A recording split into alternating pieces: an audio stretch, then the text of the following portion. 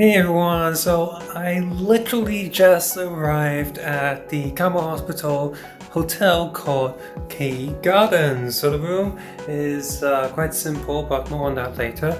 And so yeah, I got to the airport, I had my British passport, there were no weird questions or anything. They took my fingerprints at the immigration and that was it. Got through, got my luggage, and then I waited at the third floor Starbucks for the Kamol staff. And it's kind of funny because the person picking me up only had the photo of my passport, which is me from like 3 years ago, and I was like super fat and like 4 or 5 years ago now. So I couldn't recognize me. I was just like, purple uniform, is that Kamol? My eyes a little bit short sighted, couldn't see the logo on the shirt. Took a closer look and I was like, oh no, that's him.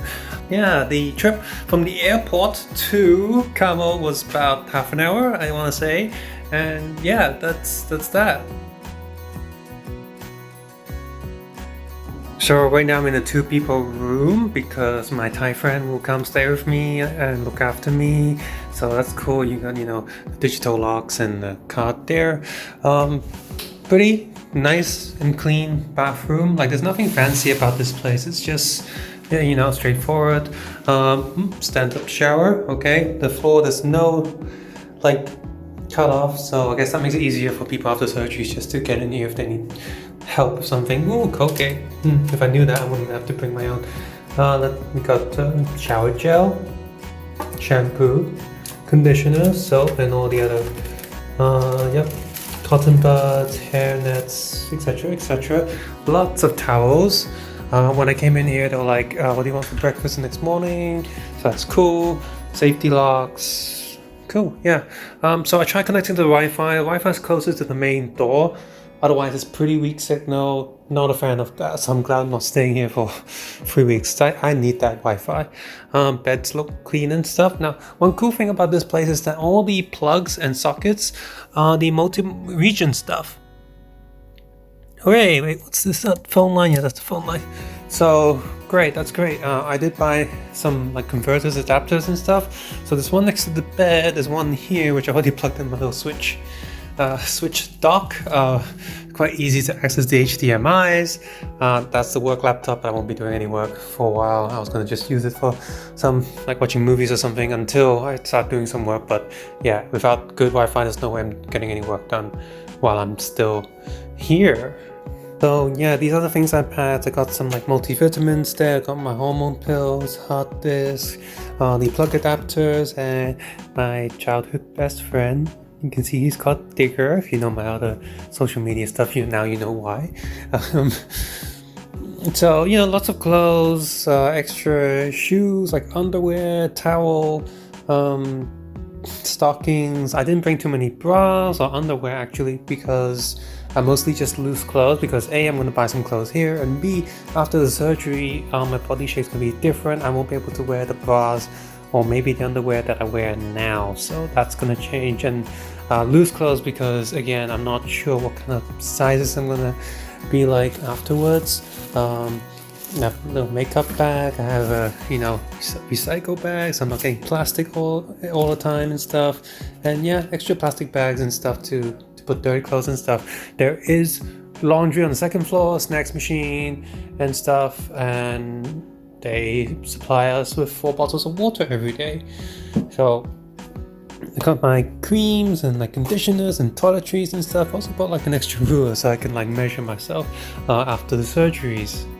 So right now I'm just gonna wait for my Thai friend, my sister, to come and meet me here at the hospital. She doesn't live in Bangkok, so she's flying in from another part of Thailand. And I'm excited to meet her. Last time she met me, I was still sleeved, so that's exciting. And here's a quick look. Yeah, not a great view, but lots of green. You can see a bit of a distance. So again, I'll be definitely moving to a 4 or 5-star hotel in Bangkok later just to get a very relaxing vacation before I go back to Hong Kong.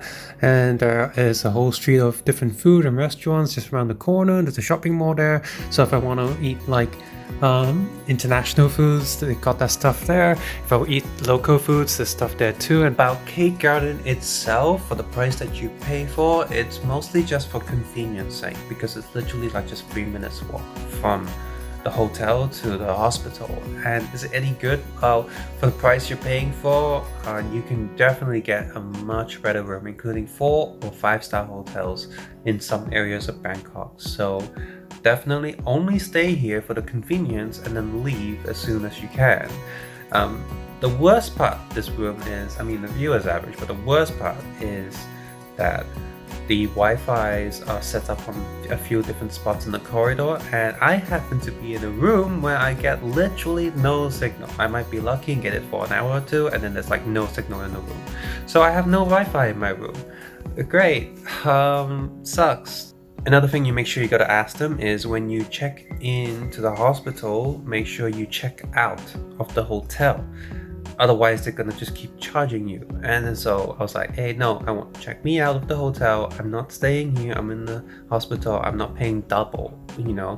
I'm not paying hospital fee and hotel fee. They're like, yeah, that's okay. I also asked them, like, can I leave one of my luggages here because I'm not keeping it. I don't need it. And like, it's also okay. So definitely do that. And I did mention like, hey, the Wi-Fi is literally not working in my room. When I come back, can you put me in a different room maybe? And they're like, yeah, you can do that too. So definitely don't be scared or worried to ask them anything. Just keep asking them, be like, can you do this? Can you do this? Can you do this? And most of the time they're quite friendly. They'll say yes. Okay, so this part of the video I'm going to talk about the Kamol hospital experience, and it's been a bit of a mixed bag, but it's still okay. And then I got off, and then the reception at the K Garden Hotel, he also has a picture of my passport so he knows who's coming every day. And he told me that, hey, you know, you check in today, we will contact you tomorrow, like call you or something, and tell you when your appointment is. So I said, okay, and then I said, I double checked, like, hey, you know, my friend's staying with me, like what room am I in? Because he only gave me one key card for the door, and even though I already told my contact, that wasn't shared with the hotel staff. They're not charging me extra, they just moved me into a double bed room. There's a lot of people here actually. What if there's no space and no room? What are they gonna do? Like, just say sorry and oopsie? Yeah, I informed my contact. I'm the contact man, the owner of Kamol, so what's going on? So that was why the first thing I was like, and so at K Garden, there is on the second floor, there's a snacks vending machine, there's washing machines and stuff, and an iron. So with the washing machine, you don't gotta pay, you just need to buy your own detergent. So that's okay. And apparently there's like free masks that you can pick up like downstairs too. So if you run out or forget, that you could do that.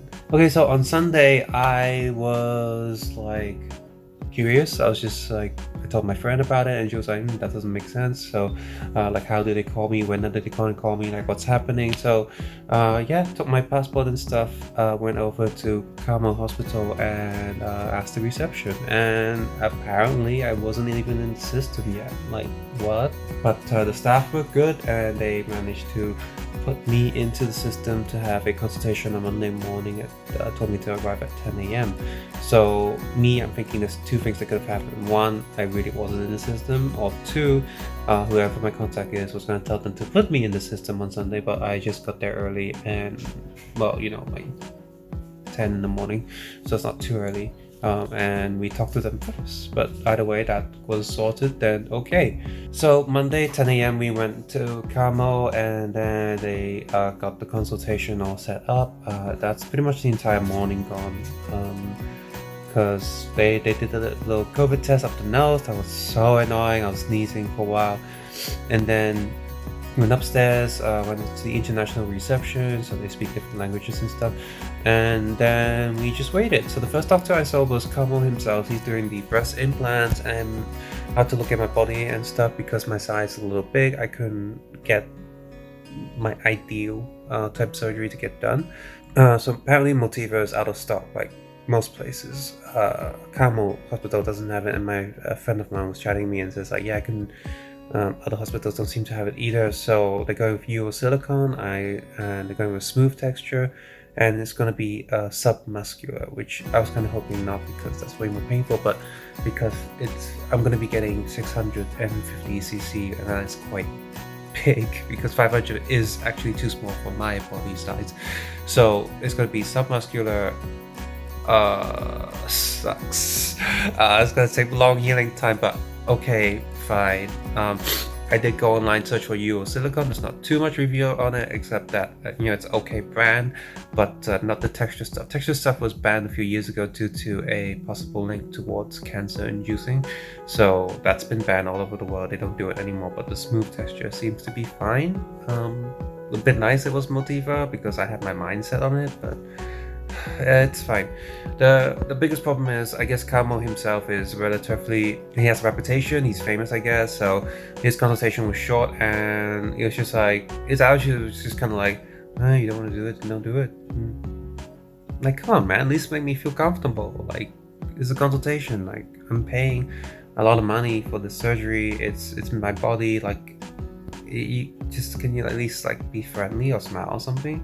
So you better be good with the surgery. So another thing, he was like, oh, so you got the liposuction to tell me you can't do anymore, it's gonna hurt too much, you blah blah blah. This, like, dude, like, at least just like tell me in a nice way. But so after we decided what kind of surgery we were doing for the breast, the nurse was like, we're gonna check our stock and suppliers. And then, okay, I was like, oh bloody hell, what if you don't have? Then you don't know how I don't have to wait. Like, I can't wait. Like, I got a plane back to Hong Kong, I gotta go back to my job. So that just put me on nurse. But then the nurse came back later and said, okay, we have one 650, that's fine. Oh, so that was like some stress, but I was still a little bit like shocked, or like, oh, I've got to go for a different procedure and stuff. So that's kind of like, okay. But then afterwards we saw the doctor for the liposuction, and she was way more friendly, and she made me feel way more comfortable. She was like smiling and laughing, like, don't worry, do this. Like, oh, you want this, you want this done, like, that's great. So now, instead of just the upper and lower abdomen liposuction and the butt lift, she's going to also liposuction the inner upper arms as well as the inner thighs. A lot of fat be taken there. Fat will also be taken from some of the like this area and the back of my body, and they'll put 300cc to 400cc of fat on either side of the hips. So she said that I have enough like out butt, so I just need like shape from the side. So that's good, I have enough butt. But so I can actually sleep okay after all the surgery is done, so that's gonna be good. And I'm gonna have the hourglass shape. And my friend's very good. She like just helped me ask like, hey, what if you just put 2cc in my chin, so it's like just a little bit more pointy, like shape, just a little bit, just 2cc, like not much. And she's like, yeah, we can do that. It's just take like a little bit of time, just done. So she was way friendly. She made me feel so much more comfortable and safe about the whole surgery, so that's great. So what's gonna happen is, like, the breast surgery is gonna take about 2 hours, and lipo and butt filler stuff is gonna take about 5 hours, and surgery is gonna be on the 7th. So they're like, at first they're like, we don't know when the surgery is gonna be, it might be a week. I'm like, for a week I don't have enough time to enjoy Thailand, or enough time to heal and have my checkups and stuff. I'm worried, but now turns out it's gonna be from after I had the consultation. They're like, okay, you check in tomorrow at 3 p.m, so be there too, and then we will have the surgery in the afternoon on the 7th. Like, that's like just 2 days. I'm like, oh my god.